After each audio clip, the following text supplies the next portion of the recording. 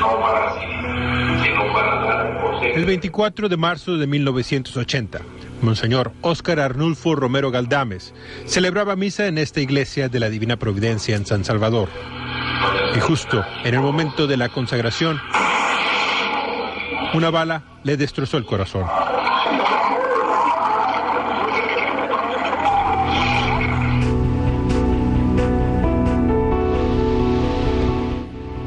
Romero llevaba 3 años considerado como el enemigo número 1 del gobierno militar salvadoreño, desde que fue nombrado arzobispo de San Salvador. Un tiempo en el que se distinguió por abogar por los derechos de los pobres en sus homilías, mensajes que el gobierno militar de la época consideraba mensajes subversivos y comunistas. Y nosotros, la Iglesia, repetimos una vez más que la violencia no resuelve nada, que la violencia no es cristiana ni humana, que la violencia, sobre todo cuando pisotea el 5º mandamiento, no matarás, en vez de traer bienes, trae angustias, lágrimas, zozobras.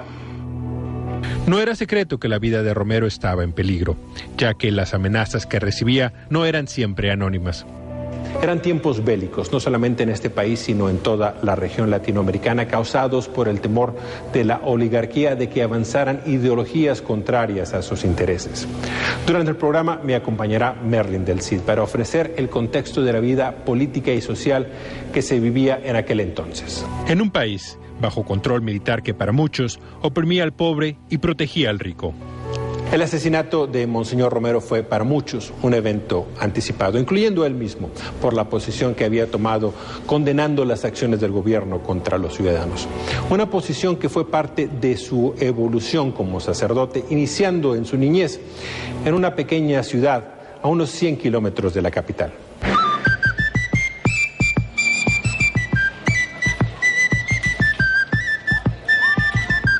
En medio de las montañas del oriente salvadoreño se encuentra Ciudad Barrios, un lugar pequeño, con poco menos de un siglo de historia. Sí, el pueblo era chico. Dice mi papá que cuando él se creció era monte. Aquí no se llamaba Ciudad Barrios, sino Cacahuatique. En esa ciudad, el 15 de agosto de 1917, día de la Asunción de la Virgen, nació Óscar Arnulfo Romero Galdames. Irma Consuelo Amaya Galdames es prima segunda de Óscar Romero. Junto con su hermana Elida, vive en la finca familiar.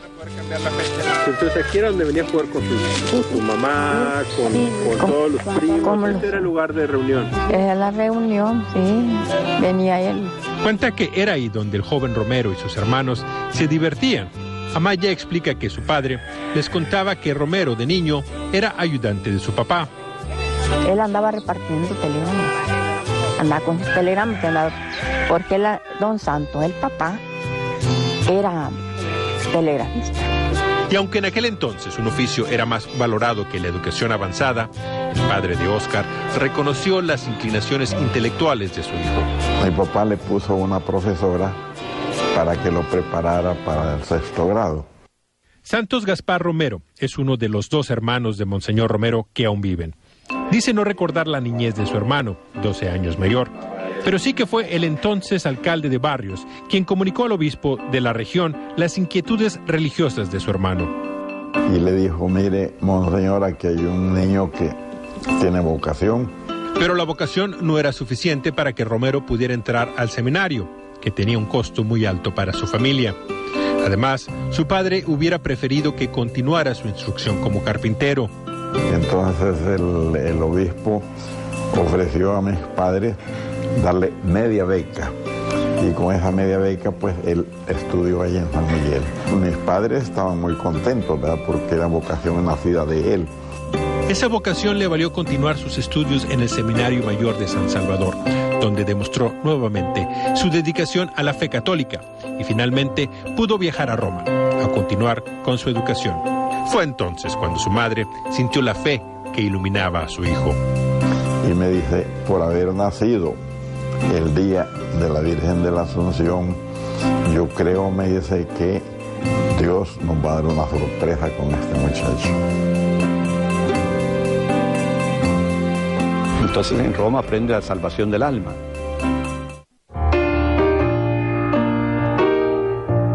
El sacerdote Jesús Delgado es biógrafo del arzobispo Romero y exvicario de la arquidiócesis de San Salvador, título que perdió meses después de esta entrevista, tras admitir que abusó sexualmente de una menor de edad hace más de 10 años. El Vaticano aún no ha decidido cuál será la sanción. La justicia salvadoreña no puede procesarlo porque los cargos prescribieron. Respecto a Monseñor Romero, Delgado le da crédito a los padres por inculcarle amor a los campesinos. Ellos no eran supremamente ricos, era una parcela de tierra muy pequeña, pero eran bondadosos y buenos con los campesinos, los trataban como seres humanos. Agrega que en la Universidad Gregoriana en Roma, Romero conecta la palabra de Dios con sus acciones hacia el pueblo. Para salvar el alma hay que hacer justicia, hay que ser caritativo, bueno, misericordioso, etc. Inicialmente se graduó de licenciado en teología en 1942, pero no pudo regresar a casa debido a las restricciones de viajes impuestas en Italia durante la Segunda Guerra Mundial. Su hermano Gaspar dice que eso significó una nueva oportunidad de aprendizaje. Pidió permiso al Vaticano para estudiar los documentos del Vaticano. Y como era un hombre muy inteligente, el Papa le dio permiso. Para su familia, los 6 años que pasó en Roma el padre Romero no fueron fáciles, especialmente por la falta de comunicación entre el Vaticano y la iglesia de San Miguel, que era la más cercana a los Romero. Además, para conseguir información, había que recorrer un largo camino.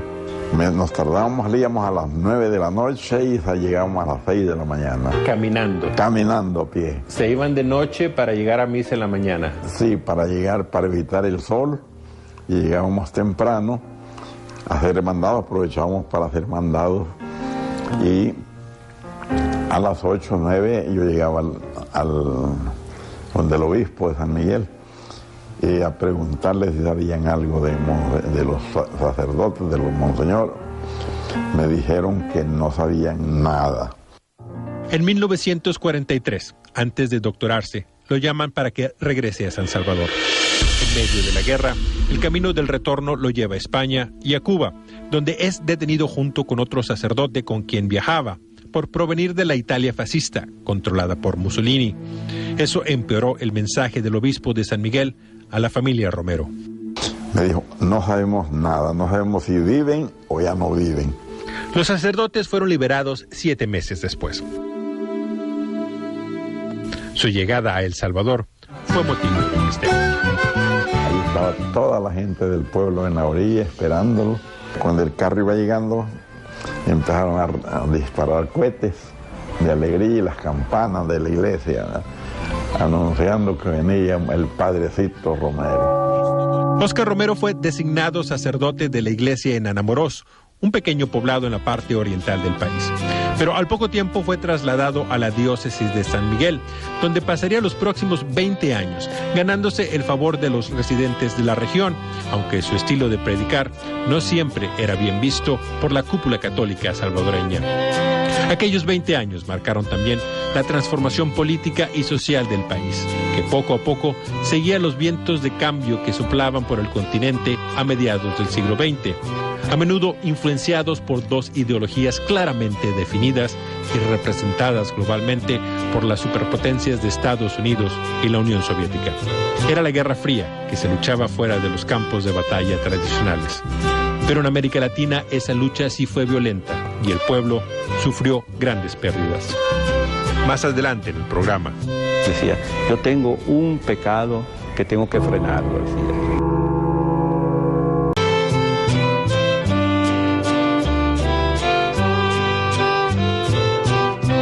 Monseñor Óscar Romero fue párroco de la diócesis de San Miguel, en el occidente de El Salvador, por 2 décadas, donde se distinguió por su oración y mensaje a los feligreses, y se ganó la fama de amigo del pueblo, especialmente del más necesitado.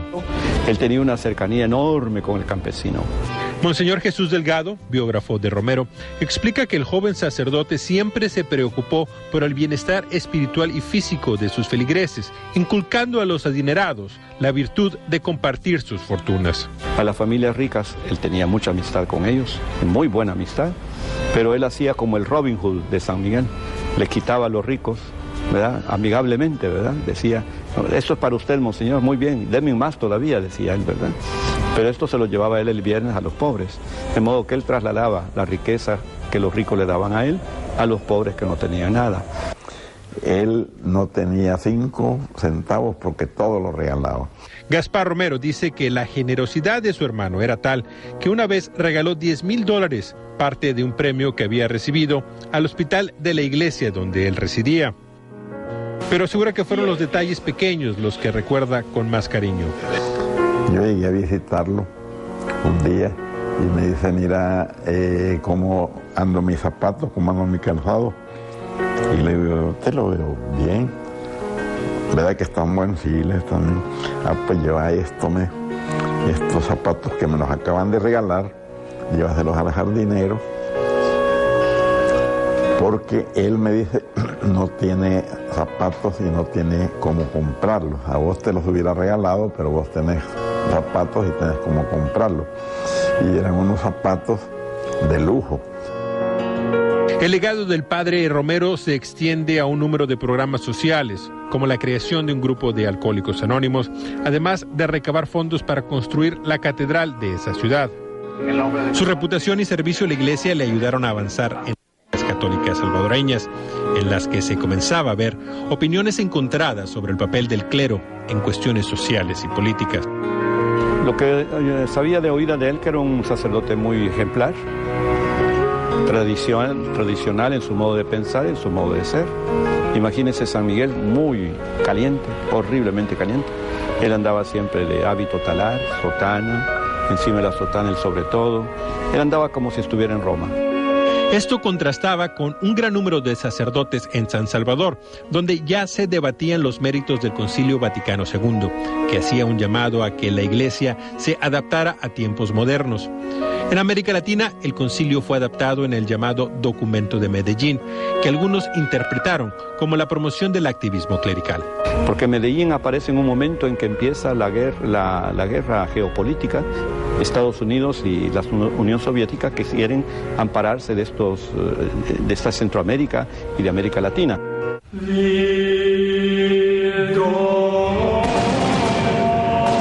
En El Salvador de los años 60 eran comunes los enfrentamientos entre los militares que trataban de sofocar brutalmente a grupos guerrilleros que secuestraban a miembros del gobierno y en ocasiones asesinaban a soldados y policías. Y en ese momento, evidentemente, Monseñor Romero, cuando veía las prácticas que se hacían aquí, pastorales, iluminados de Medellín, que iban más quizás del texto o una interpretación más de agarre revolucionario, digamos, entre comillas, ¿verdad? Eso no le gustaba a él. Él quería ser más conservador, sí, más tranquilo. Sí, él quería era pregonero de la doctrina social de la Iglesia, pero con una fe de devoción a Dios y de amor al pueblo, no a ideologías ni a experiencias nuevas. Esa rigidez popular con el pueblo le costó fricciones con el clérigo de San Miguel, especialmente con los sacerdotes más jóvenes. Es en ese marco que a Romero se le da el título de Monseñor y es llamado a la capital a servir como secretario de la Conferencia Episcopal de El Salvador. Durante sus 2 años en el Consejo, nunca participó en reuniones donde su presencia no era requerida. No era un hombre de polémicas, él era más amigable, él quería conservar la amistad con todos, pero para no entrar en polémica con nadie, él se mantenía aparte. Nunca iba a las reuniones del clero, porque decía él, son reuniones medellinistas, entre comillas, ¿verdad? Según se recuerda, Romero no rechazaba totalmente el documento de Medellín, el cual era avalado por el Vaticano. Monseñor Romero todavía veía la doctrina como desencarnada, en una dimensión meramente vertical, hacia arriba, hacia arriba, hacia arriba. Todavía no veía la dimensión, digamos, cómo se conjuga con la dimensión horizontal, que es hacia todos los hombres, hacia sus problemáticas humanas, sociales, económicas y políticas. Cuando Romero regresa como obispo al occidente del país, encargado de la diócesis de Santiago de María, intenta practicar la filosofía del documento de Medellín, pero siempre cuidadoso de que no se le acusara de promover alguna ideología política. De modo que todos aprendamos no solo a alabar a Dios con el incensario y las oraciones, que eso hay que mantenerlo, pero vivimos también con nuestros hermanos en la tierra. Porque él no era ajeno al dolor de su pueblo. Porque él tenía amigos de los dos lados. Gaspar Romero cuenta que era común que personalidades poderosas de la oligarquía se acercaran a su hermano a pedir ayuda. Y le decían: monseñor, quiero que me ayude, fíjese que se llevaron a mi hijo hace tantos días y no sabemos de él. Igualmente que miembros de la comunidad vinculada con la guerrilla pedían asistencia. Llegaban unas personas, unos ancianos, unos pobres gentes, descalzos, y le decían: monseñor, quiero que me ayude. Anoche llegó la Guardia Nacional a sacar a mi esposo y a mis hijos, se los llevaron, no sé si los mataron o qué los hicieron, yo quiero que por favor me ayude. En ambos casos, los resultados eran similares. Y a veces que con alegría pues los devolvían porque él los pedía. Había veces que ya llegaba tarde y ya no estaban desaparecidos. ¿Cómo se sentía él sabiendo que estaba abogando directamente por la vida de personas? Era valiente, ¿verdad? Porque desde que eso sucedía, él lo declaraba en las homilías. Pero esa valentía era limitada. Cuando un grupo de campesinos fue asesinado en el pueblo de Tres Calles por soldados del ejército, quienes dijeron haber confundido las Biblias que llevaban los campesinos bajo sus brazos por armas, de San Miguel le pidió a Romero que denunciara públicamente la masacre, pero él prefirió hablar en privado con el gobierno.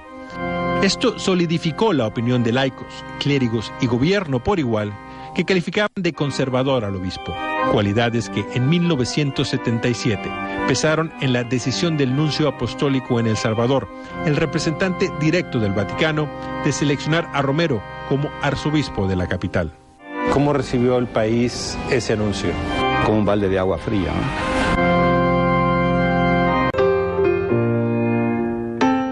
En 1977, Óscar Romero tenía ya más de 30 años como sacerdote.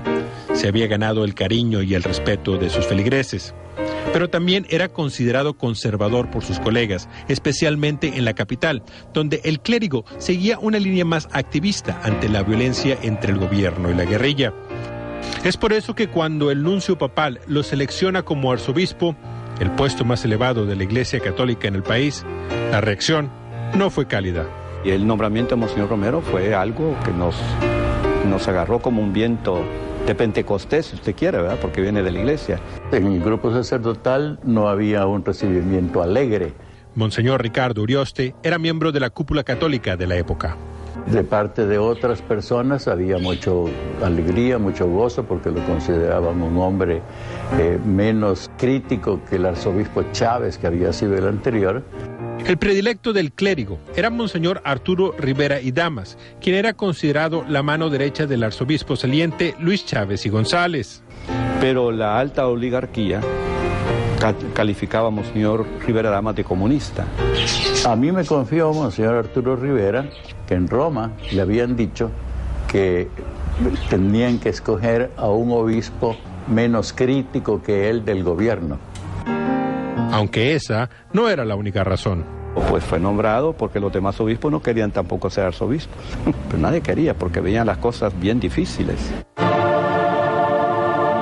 Independientemente del motivo, los sacerdotes expresaron su descontento el mismo día de la toma de posesión de Romero. A tal grado que yo no me sentí honesto de ir a su toma de posesión porque no conciliaba con su pensamiento. Y quienes sí asistieron no acogieron gratamente al nuevo arzobispo. Habló el arzobispo que se iba, todos de pie le aplaudieron, lloraron, le aplaudieron durante 5 minutos, etc. Dijo el nuncio: ya basta, no lloren, ya no aplaudan más, siéntense. Hoy vamos a escuchar al nuevo arzobispo. Habló Monseñor Romero, muy lindo, pero un silencio de sepulcro. Nadie aplaudió.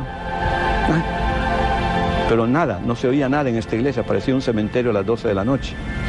De repente un sacerdote dice: bueno, ¿y por qué no vamos mejor a tomar una tacita de café caliente?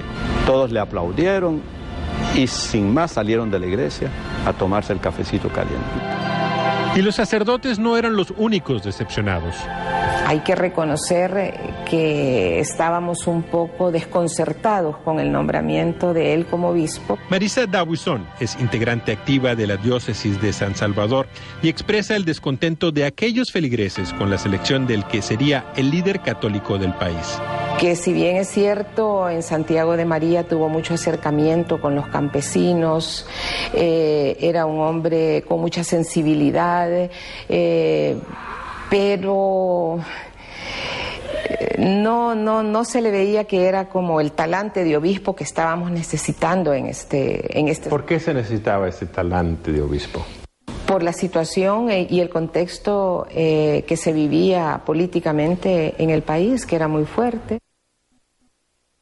Con la opinión pública en su contra, el nuevo arzobispo intenta conciliar con sus sacerdotes el mismo día que le dieron la espalda.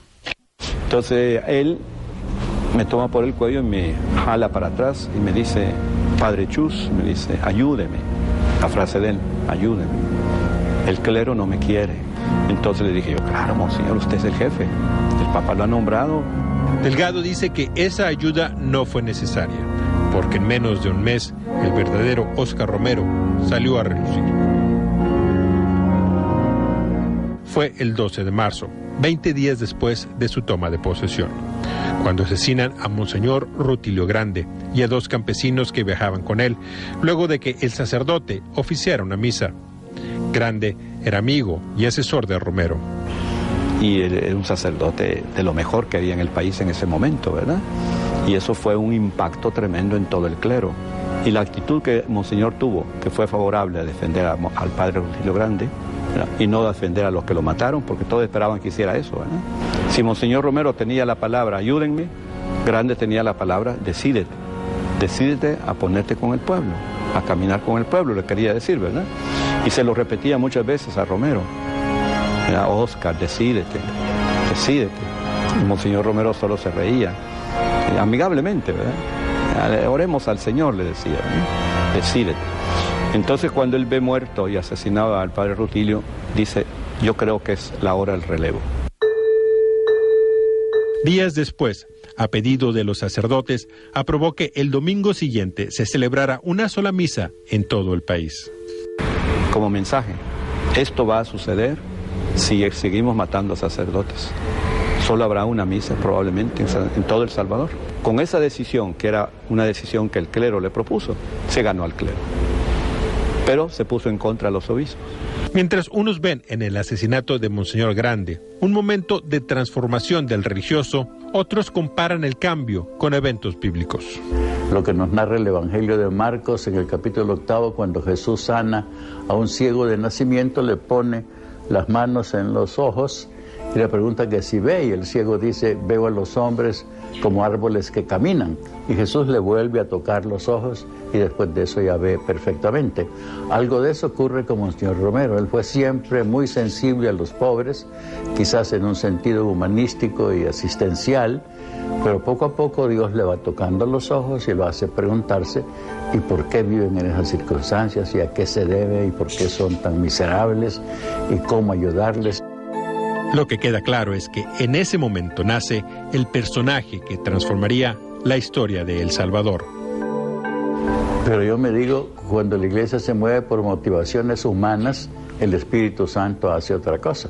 O sea que eligen a Monseñor Romero por ser menos crítico del gobierno y el Espíritu Santo se vuelca en Monseñor Romero y hace que diga la verdad que dijo siempre en todo momento.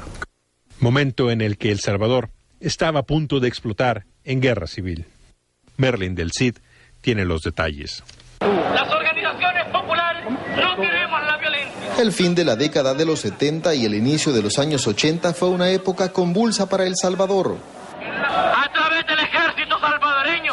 Por un lado, la clase trabajadora se organizaba y denunciaba con más fuerza las violaciones a los derechos humanos por parte de los cuerpos de seguridad. Por el otro, los gobiernos militares perdían fuerza.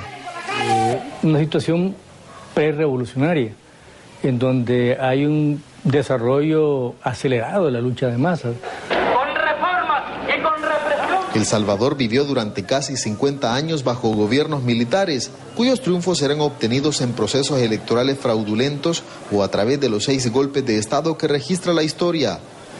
El último ocurrió el 15 de octubre de 1979, cuando un grupo de jóvenes militares derrocó al entonces presidente Carlos Humberto Romero, bajo el argumento de que no tenía capacidad para controlar la creciente violencia política. Sabíamos que el principal enemigo con que la subversión estaba luchando éramos nosotros, y si nosotros perdíamos, El Salvador caía y nosotros desaparecíamos como institución, como pasó en Cuba y Nicaragua. Y no calladas con una bala asesina. El golpe de Estado dio paso a la conformación de la primera Junta Revolucionaria de Gobierno, integrada por 2 militares y 3 civiles, cuya misión era implementar cambios para bajar la tensión política y social. Sin embargo, las cosas empeoraron y en enero de 1980, tras varias renuncias de miembros del gabinete, se anuncia la segunda Junta Revolucionaria de Gobierno. Pero el país era un caos. La gente se manifestaba, el gobierno reprimía, mataba a la gente en los entierros, se desbordaba en las calles, desobedecía al gobierno, no había autoridad alguna en el país. Las marchas, la toma de edificios y las ejecuciones de activistas sociales eran cada vez más frecuentes, y en ese contexto, la figura de Monseñor Óscar Arnulfo Romero se abría paso denunciando el clima de violencia que para muchos se había desbordado, aumentando las posibilidades de un estallido social. Y él me dijo claramente que él estaba en contra de la violencia de la derecha, pero también en contra de la violencia de la izquierda. No importa, amigos, si ustedes son jóvenes, idealistas y creen que lo que están haciendo pueden llevar al país a una mejor situación, pero... Monseñor Romero ya era querido por un sector y mal visto por otro, debido a las críticas homilías que lanzaba desde el púlpito. Monseñor hizo esfuerzos enormes con ambas partes para tratar de evitar la guerra, para tratar de disminuir la violencia fratricida de aquel momento. Con la esperanza de que volviera el orden, el entonces arzobispo de San Salvador apoyó a la Junta Revolucionaria de Gobierno, que implementó un toque de queda por 30 días y pidió a los extremistas que depusieran las armas. Y eso es lo que lo convirtió de la esperanza de la derecha y de los Estados Unidos de América a una persona sospechosa, una persona que se volvía un obstáculo a una política que quería hacer reformas en guerra. Que no abandonaré a mi pueblo. Romero, líder de la Iglesia Católica salvadoreña, fue un actor clave y participó de varias reuniones con los miembros de la Junta Revolucionaria de Gobierno y de otros sectores que buscaban su intervención para bajar presión al conflicto social. 9 días antes de morir, el arzobispo envió una carta al entonces presidente de Estados Unidos, Jimmy Carter, en la que le pide que no apoye militarmente al gobierno salvadoreño. Más adelante en el programa. Solo en esos 3 años que él estuvo, le mataron a 6 sacerdotes. Que no se queden tantos crímenes y atropellos impunes, y que aunque sean vestidos de militar, tienen obligación de rendir cuenta ante la justicia. Al aumentar la violencia, también se eleva la voz de Monseñor Romero. Y la catedral por eso estaba llena de gente toda la vida, repleta, y todo el mundo oía su homilía en sus radios, en sus casas, o sea que era alguien que penetraba en los corazones y que hablaba la verdad y por eso era escuchado. Una verdad crítica no solo con la violencia del gobierno hacia el pueblo, sino también de la violencia contra la policía por parte de los guerrilleros. Pero su atención principal era el tormento que sufría su iglesia. Solo en esos 3 años que él estuvo, le mataron a 6 sacerdotes, a cientos de catequistas, a muchos colaboradores laicos. Marisa Dawison es miembro de la diócesis de San Salvador desde que Monseñor Romero tomó posesión como arzobispo. Inicialmente estaba entre quienes consideraban a Romero una mala opción para la iglesia, pero dice que rápidamente reconoció su error. Monseñor Romero fue capaz de unificar a esa iglesia. También se encontró en una situación incómoda. Su familia era parte de la clase privilegiada que apoyaba al gobierno. La visión de ellos era enfocada hacia soluciones radicales. Acabemos con la guerrilla, acabemos con los subversivos, ¿verdad? Explica que ella desde joven se vio involucrada en proyectos sociales de la iglesia. Entonces eso me había dado una visión distinta. ¿Causaba fricciones con su familia? Causaba, sí causaba. Porque su hermano Roberto era parte de la cúpula del ejército. Era un mayor del ejército y estaba de alta en la Guardia Nacional, que era uno de los cuerpos más represivos que teníamos en el país. Cuando Romero asciende al arzobispado, Roberto D'Aubuisson deja el ejército, pero no la causa de seguridad nacional. Señalando a Monseñor Romero, llamándole mentiroso, llamando también a los demás sacerdotes, sobre todo a los jesuitas, comunistas disfrazados de curas. Y por el hecho de ser anticomunista, buen salvadoreño, que amo a mi patria. D'Aubuisson no era el único que consideraba de traidor al arzobispo. Ya desde 1977, desde que decidió con el clero la misa única, lo amenazaron a muerte. Los últimos 6 meses ya empezó unas llamadas telefónicas, escritos anunciándole que lo iban a matar. Para relajarse de sus obligaciones y de las amenazas latentes, el arzobispo buscaba refugio en los pueblos y áreas menos habitadas del país.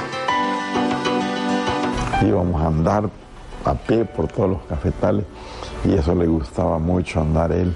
Decía, yo tengo un pecado que tengo que frenarlo, decía, tengo que ser muy cuidadoso.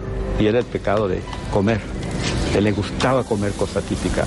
¿Tenía un sentido del humor? ¿Les gustaba hacer bromas? Le gustaba hacer bromas y le gustaban las películas de Cantinflas.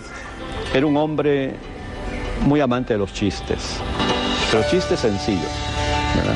Yo le conté uno que ese sí no le gustó. ¿Cómo me cuenta ese chiste? Me dice. Y entablaba conversaciones con quienes quizá no eran considerados expertos por otros. Entonces decía, los borrachitos tienen sabiduría, dice. Y le gustaba hablar con ellos, ¿verdad? También demostró una pasión por la fotografía, evidente en una colección de más de 400 instantáneas que dejó como legado, en las que se ve no solo la interacción del sacerdote y el hombre con el pueblo, sino también su habilidad para capturar artísticamente sus alrededores. Pero quiero asegurarles a ustedes y les pido oraciones para ser fiel a esta promesa, que no abandonaré a mi pueblo, sino que correré con él todos los riesgos que mi ministerio me exige. Y el que esté en conflicto con el pueblo, sí estará en conflicto conmigo. Pero mi amor es el pueblo. Cuanto más crecía el amor de Romero por su pueblo, expresado por igual por los feligreses, sus palabras y acciones continuaban alienando a la oligarquía. ¿En algún momento usted le dijo que dejara de hablar como lo estaba haciendo? Yo le dije que me preocupaba, me dijo su actitud. Entonces ya las últimas veces me dijo, mira, no te preocupes, que yo sé que me van a matar. El nuncio apostólico de Costa Rica vino, me dijo, a verme porque lo mandaba el Papa, a decirme que tenían conocimiento verídico de que a mí me querían matar y que le venía a ofrecer de parte del Papa un traslado donde él quisiera o unas vacaciones, unos 6 meses allá en Italia, se las daba el Papa para evitar pues que lo fueran a hacer daño. ¿Usted cree que lo trataban de silenciar el Vaticano o era una preocupación? Era una preocupación que tenían y entonces él le dijo al Papa que le agradezco mucho, pero que yo me quedo defendiendo a mi pueblo hasta las últimas consecuencias. En marzo de 1980, Monseñor Romero recibe una carta enviada por más de 100 soldados. Sucede que los coroneles y capitanes del ejército ordenaban a los soldados que mataran a todo guerrillero, pero habían guerrilleros que eran hermanos de ellos, campesinos también, ¿verdad? Entonces le escribieron a Monseñor Romero: interceda por favor ante nuestros jefes, que no nos obliguen a matar a nuestros propios hermanos. Romero presenta la petición de los soldados a los líderes del ejército, quienes piden la carta argumentando que así podían responder a ella. Sabiendo que ese acto revelaría la identidad de quienes enviaron la misiva, el arzobispo responde desde el púlpito el domingo 23 de marzo. Ningún soldado está obligado a obedecer una orden contra la ley de Dios.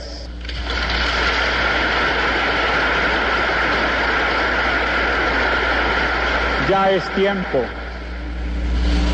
de que recuperen su conciencia y que obedezcan antes a su conciencia que a la orden del pecado.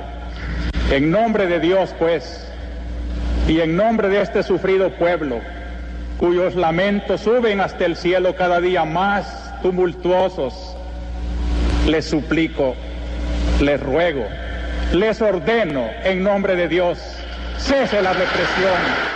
Y eso creo yo que fue lo que propició que hiciera su muerte. El día siguiente, lunes 24 de marzo, Monseñor Romero da misa en la iglesia de la Divina Providencia, parte del Hospital para el Cáncer y donde él tiene su residencia. La misa era en memoria de una mujer recién fallecida, por lo que fue anunciada en los periódicos. La homilía esa tarde fue sencilla, centrada en el valor de la vida y del alma de los difuntos. Luego de terminar el sermón, Romero continúa con la rutina ceremonial, llegando al momento de la consagración. Es entonces, mientras tiene sus manos elevadas al cielo, cuando un sicario abre fuego, disparando una sola bala que le impacta en el pecho. Y me avisaron inmediatamente que fuera a verlo, que lo habían herido. Me enteró por un alumno. Me habló la secretaria y me dijo lo que había pasado. Y me gritó: encienda la radio, han matado a Monseñor. Paró el carro mi hermano y dijo: escuchemos la noticia. La gente salió a las calles. Las vecinas se gritaban con otros vecinos.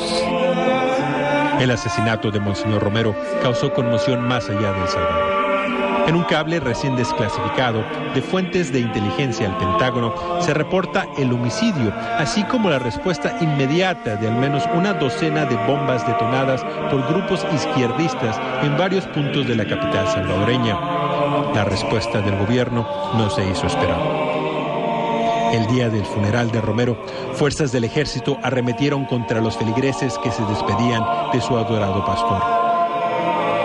Para muchos, ese es el momento en que se inicia de verdad la guerra civil que divide al país por 12 años. Una guerra en la que la Iglesia continúa siendo el blanco del gobierno. Merlin del Cid nos cuenta.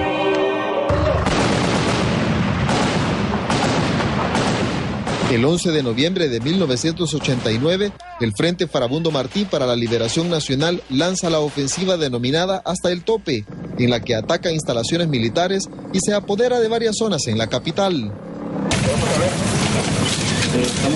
En ese marco, el 16 de noviembre, al interior de la Universidad Centroamericana, 6 sacerdotes jesuitas españoles y 2 de sus colaboradoras fueron asesinados por un grupo élite del ejército. Esa militancia en favor de los derechos humanos provocó también odio hacia ellos en algunos sectores, pero al mismo tiempo una gran solidaridad de mucha gente que veía en ellos de nuevo una luz de esperanza para el fin de la guerra. En el caso de los jesuitas, los autores materiales fueron enviados a prisión, luego liberados y favorecidos por la ley de amnistía, mientras ahora crece la presión dentro y fuera del país para que los responsables enfrenten de nuevo la justicia. Es una obligación incumplida de derechos humanos por parte del Estado de El Salvador. Es probable que existan todavía miembros del Escuadrón de la Muerte que le asesinaron con vida. Escuché los gritos de una señora que se puso un poco histérica y que decía: Dawison, este fue Dawison, se salió con su gusto Dawison. Bien dijo algunas frases proféticas: si me matan, resucitaré en el pueblo salvadoreño.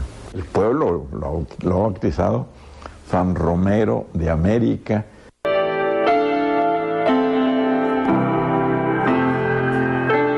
Mientras el país resolvía violentamente las diferencias políticas y sociales, se dejó al lado la investigación del asesinato de Monseñor Romero, aunque para el pueblo era obvio quiénes eran los responsables del ataque.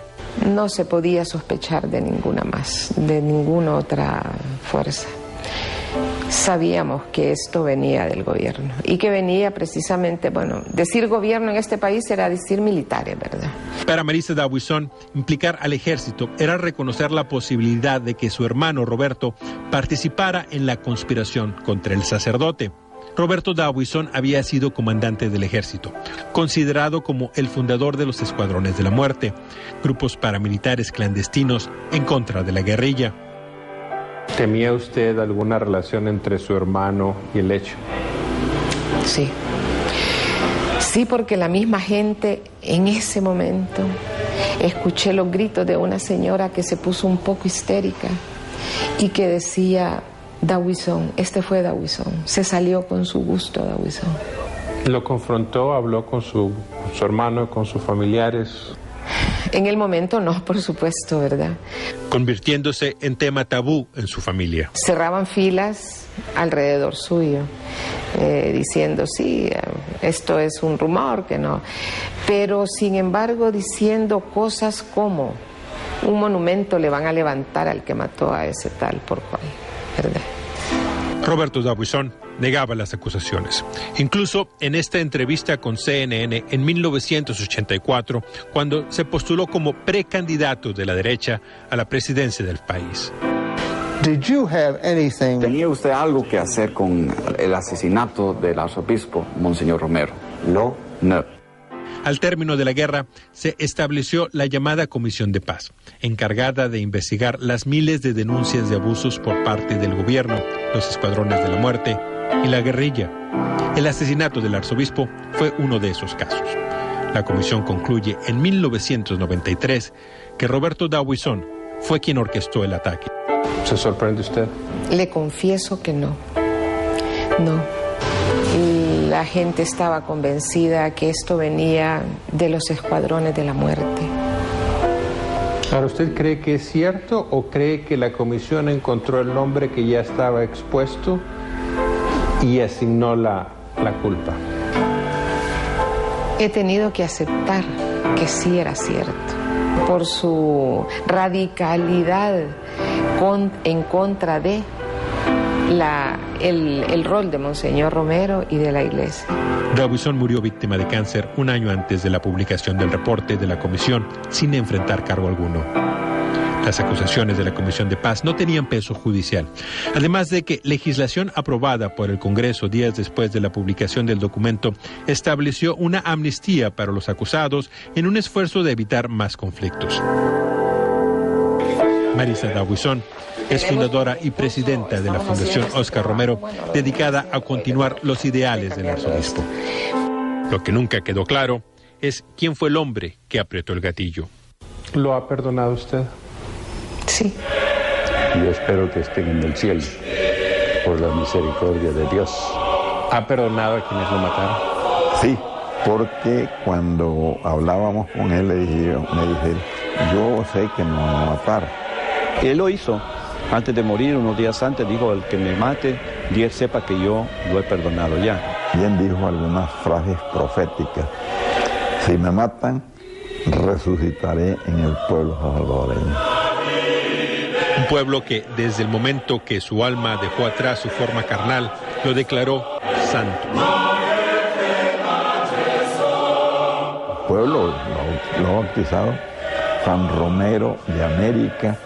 Si lo vemos desde un punto de vista bíblico, teológico, Monseñor llena todas las características de los profetas del Antiguo Testamento. Hombres que son llamados para ser palabra de Dios en unas circunstancias violentas, injustas. Él dio la vida por la gente como Jesús. Y que cuando alguna gente aquí en la tierra lo critican siempre y lo acusan de cosas, yo creo que Jesús le dice: no te apures, Oscarito, porque aquí estás conmigo y tranquilo. En febrero de 2015, a casi 35 años de su muerte, el Papa Francisco firma un decreto que declara mártir de la Iglesia a Monseñor Óscar Arnulfo Romero Galdames por haber sido asesinado por odio a la fe y lo declara beato, el primer paso para que el arzobispo sea reconocido oficialmente como santo. Entonces eso viene a rectificar la memoria de Monseñor Romero y la verdad sobre él. Porque tanto dijeron contra él que si era marxista, que si era comunista, que si era político, que si era guerrillero.